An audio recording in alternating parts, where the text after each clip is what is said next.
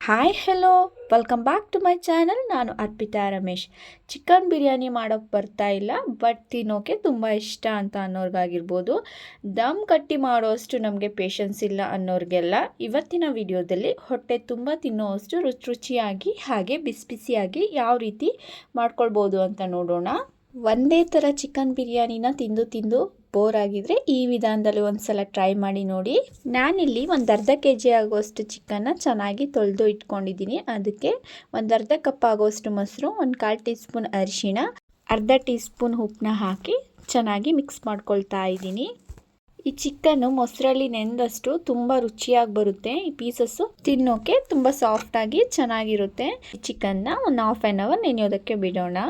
ಇವಾಗ ಒಂದು ಮಿಕ್ಸಿ ಜಾರಿಗೆ 1 ಹಿಡಿ ಆಗುವಷ್ಟು ಕೊತ್ತಂಬರಿ ಸೊಪ್ಪು, 1 ಹಿಡಿ ಆಗುವಷ್ಟು ಪುದೀನ ಸೊಪ್ಪು, ಒಂದು 3 ರಿಂದ 4 ಹಸಿಮೆಣಸಿನ್ಕಾಯಿ ನಿಮ್ಮ ಖಾರಕ್ಕೆ ತಕ್ಕಂಗೆ ಹಾಕೊಳ್ಳಿ, 2 ಇಂಚ್ ಆಗುವಷ್ಟು ಶುಂಠಿ, ಹಾಗೆ ಒಂದು 3 ಗಡ್ಡೆ ಆಗುವಷ್ಟು ಬೆಳ್ಳುಳ್ಳಿನ ಹಾಕ್ಕೊಂಡು 1/4 ಟೀ ಸ್ಪೂನ್ ಆಗುವಷ್ಟು ಉಪ್ಪನ್ನ ಹಾಕ್ಕೊಂಡು ಸ್ವಲ್ಪ ನೀರನ್ನ ಸೇರಿಸ್ಕೊಂಡು ಫೈನ್ ಪೇಸ್ಟ್ ಮಾಡ್ಕೊಂಬರೋಣ. ಉಪ್ಪು ಹಾಕೋದ್ರಿಂದ ಗ್ರೀನಿಶ್ ಆಗೇ ಇರುತ್ತೆ. ಸಾರಿ, ನಾನು ವಿಡಿಯೋದಲ್ಲಿ ತೋರಿಸಿಲ್ಲ. ನೋಡಿ, ಫೈನ್ ಪೇಸ್ಟ್ ರೆಡಿ ಆಗಿದೆ.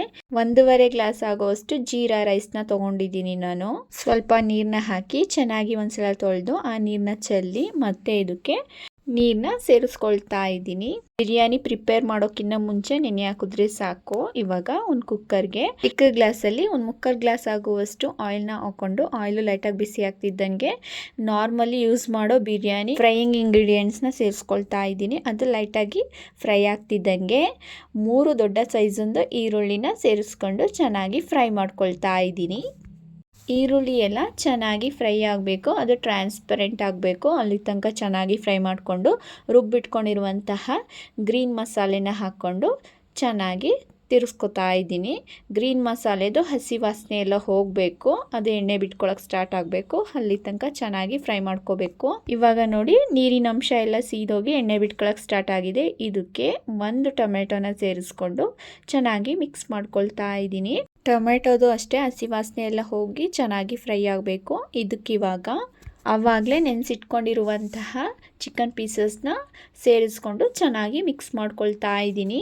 ಈ ಚಿಕನ್ ಪೀಸಸ್ಗೆ ಮಸಾಲೆ ಅಂತ ಅನ್ನೋದು ಚೆನ್ನಾಗಿ ಹಿಡಿಬೇಕು.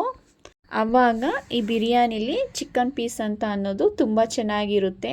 ಒಂದು ಅರ್ಧ ಟೀ ಸ್ಪೂನ್ ಆಗೋಷ್ಟು ಬಿರಿಯಾನಿ ಪೌಡರ್ನ ಯೂಸ್ ಮಾಡ್ತಾ ಇದ್ದೀನಿ, ಹೋಮ್ ಮೇಡ್ ಬಿರಿಯಾನಿ ಪೌಡರು. ಒಂದ್ಸಲ ಚೆನ್ನಾಗಿ ಮಿಕ್ಸ್ ಮಾಡಿ ಒಂದು 4 ರಿಂದ 5 ನಿಮಿಷ ಚೆನ್ನಾಗಿ ಬೇಯಲಿ ಅಂತ ಒಂದು ಪ್ಲೇಟ್ನ ಮುಚ್ಚಿ ಬಿಡ್ತೀನಿ. ಇವಾಗ ನೋಡಿ 5 ನಿಮಿಷ ಆಗಿದೆ. ಒಂದ್ಸಲ ಚೆನ್ನಾಗಿ ತಿರ್ಕೋತಾ ಇದ್ದೀನಿ. ಚಿಕನ್ ಎಲ್ಲ ಆಲ್ಮೋಸ್ಟ್ ಬೆಂದಿದೆ. 1.5 ಗ್ಲಾಸ್ ರೈಸಿಗೆ 2.5 ಗ್ಲಾಸ್ ಆಗುವಷ್ಟು ನಾನು ನೀರನ್ನ ಸೇರಿಸ್ಕೊಳ್ತಾ ಇದ್ದೀನಿ. ಒಂದ್ಸಲ ಚೆನ್ನಾಗಿ ಮಿಕ್ಸ್ ಮಾಡಿಕೊಂಡು ರುಚಿ ನೋಡಿಕೊಂಡು ಉಪ್ಪನ್ನ ಸೇರಿಸ್ಕೊಳ್ತಾ ಇದ್ದೀನಿ. ಚಿಕನ್ ನೆನೆಯೋದಕ್ಕೂ ಸ್ವಲ್ಪ ಉಪ್ಪನ್ನ ಸೇರಿಸಿದ್ವಿ, ಸೊ ಉಪ್ಪನ್ನ ನೋಡ್ಕೊಂಡು ಹಾಕ್ಕೊಳ್ಳಿ. ಇವಾಗ ನೋಡಿ ಕುದೀತಾ ಇದೆ. ಒಂದು ಪೀಸ್ನ ತೆಗೆದು ತೋರಿಸ್ತಾ ಇದ್ದೀನಿ. ಚೆನ್ನಾಗಿ ಬೆಂದಿದೆ. ನೀವಾಗಲೇ ಅಥವಾ ಫ್ರೈ ಮಾಡುವಾಗಲೇ ಈ ಉಪ್ಪು ಅಂತ ಅನ್ನೋದನ್ನ ಸ್ವಲ್ಪ ಸೇರಿಸಿದ್ರೆ ಈ ಪೀಸಸ್ಗೆ ಉಪ್ಪು ಅಂತ ಅನ್ನೋದು ಚೆನ್ನಾಗಿ ಹಿಡ್ದಿರುತ್ತೆ. ಆಗ ಬಿರಿಯಾನಿಲಿ ಪೀಸಸ್ ತಿನ್ನೋಕೆ ಚೆನ್ನಾಗಿರುತ್ತೆ. ಇಲ್ಲ ಅಂತ ಅಂದರೆ ಸಪ್ಪೆ ಸಪ್ಪೆ ಹೊಡಿಯೋಕ್ಕೆ ಸ್ಟಾರ್ಟ್ ಆಗುತ್ತೆ, ತಿನ್ನೋಕ್ಕಾಗಲ್ಲ. ಇವಾಗ ರೈಸ್ನ ಸೇರಿಸ್ಕೊಳ್ತಾ ಇದ್ದೀನಿ. ಸೇರಿಸ್ಕೊಂಡು ಒಂದ್ಸಲ ಚೆನ್ನಾಗಿ ಮಿಕ್ಸ್ ಮಾಡ್ಕೊಳ್ತಾ ಇದ್ದೀನಿ. ಇದು ಅಷ್ಟೇ ಕುದಿಯೋದಕ್ಕೆ ಬಿಡಬೇಕು ರೈಸ್ನ ಹಾಕಿದ್ಮೇಲೆ. ಹಾಗೆ ಲಿಡ್ನ ಕ್ಲೋಸ್ ಮಾಡೋಕ್ಕೆ ಹೋಗಬೇಡಿ. ನೋಡಿ, ಇವಾಗ ಚೆನ್ನಾಗಿ ಕುದೀತಾ ಇದೆ. ಚೆನ್ನಾಗಿ ಒಂದ್ಸಲ ಮಿಕ್ಸ್ ಮಾಡಿಕೊಂಡು ಲಿಡ್ನ ಕ್ಲೋಸ್ ಮಾಡಿ 1 ವಿಷಲ್ ಹೊಡಿಸ್ಕೊಳ್ತಾ ಇದ್ದೀನಿ.